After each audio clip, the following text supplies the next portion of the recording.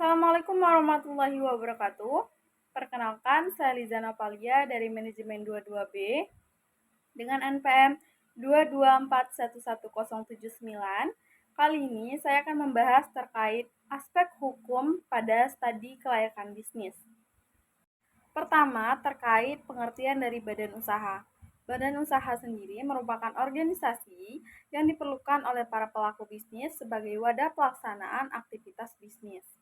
Lalu, pertimbangan atas badan usaha bagi pelaku bisnis, yang pertama, dorongan hidup, yang kedua, bebas dan tidak terikat, yang ketiga, dorongan sosial, dan yang keempat, mendapat kekuasaan, dan yang terakhir, melanjutkan usaha orang tua. Adapun pentingnya aspek hukum dalam studi kelayakan bisnis, yang pertama, kepatuhan hukum, di mana kepatuhan terhadap hukum sangat penting agar usaha dapat berjalan tanpa masalah hukum. Selanjutnya, perlindungan hukum, yaitu melindungi bisnis dari tuntutan hukum dan konflik kepentingan. Dan yang terakhir, prinsip keadilan, di mana memastikan bahwa bisnis beroperasi sesuai dengan prinsip keadilan dan etika hukum. Adapun tahapan dari analisis hukum dalam studi kelayakan bisnis, yang pertama, pencarian informasi, yaitu mengumpulkan dokumen hukum yang berhubungan dengan proyek bisnis.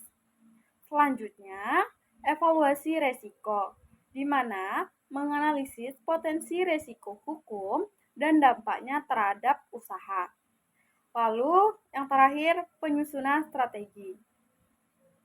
Penyusunan strategi di sini membangun strategi hukum untuk memitigasi resiko yang teridentifikasi.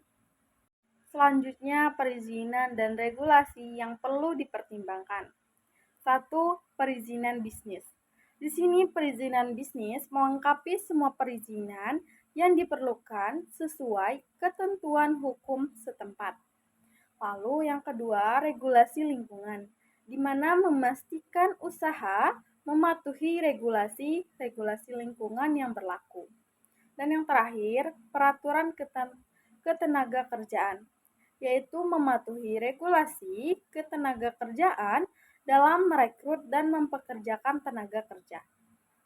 Lalu implikasi hukum terhadap operasional bisnis. Yang pertama, kepatuhan perpajakan. Di sini menjamin keselarasan perpajakan bisnis dengan aturan hukum pajak.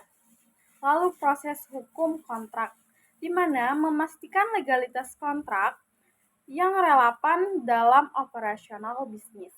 Dan yang terakhir, pelaksanaan hukum lingkungan, di mana menekankan kepentingannya dalam kepatuhan terhadap hukum di lingkungan. Selanjutnya, resiko hukum yang mungkin timbul. 1. Gugatan hukum. Berpotensi gugatan hukum dari pihak eksternal terkait dengan operasional bisnis. Lalu yang kedua, pelanggaran peraturan. Resiko melanggar peraturan hukum yaitu yang dapat menimbulkan sanksi-sanksi hukum. Yang ketiga, kehilangan kepemilikan, di mana ancaman sengketa hukum yang mengarah pada kehilangan hak dan kepemilikan bisnis. Selanjutnya terkait strategi mitigasi resiko hukum. Yang pertama, asuransi bisnis.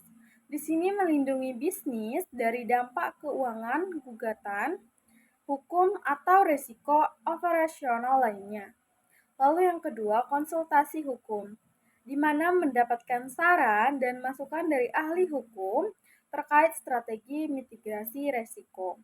Dan yang terakhir, perjanjian kerjasama, di mana mengatur perjanjian kerjasama bisnis untuk meminimalkan resiko hukum. Dari semua materi yang sudah kita bahas, kesimpulannya, satu pemeriksaan hukum rutin, yaitu menyarankan pemeriksaan hukum berkala untuk memastikan kepatuhan. Lalu yang kedua, peninjauan kembali strategi-strategi, di mana menganjurkan evaluasi dan peninjauan kembali terhadap strategi hukum yang berlaku atau secara berkala. Yang terakhir, perbaikan proses hukum, di mana mengevaluasi dan memperbaiki proses hukum sesuai dengan perkembangan bisnis. Jadi itulah materi yang saya bahas, yang bisa saya review kali ini.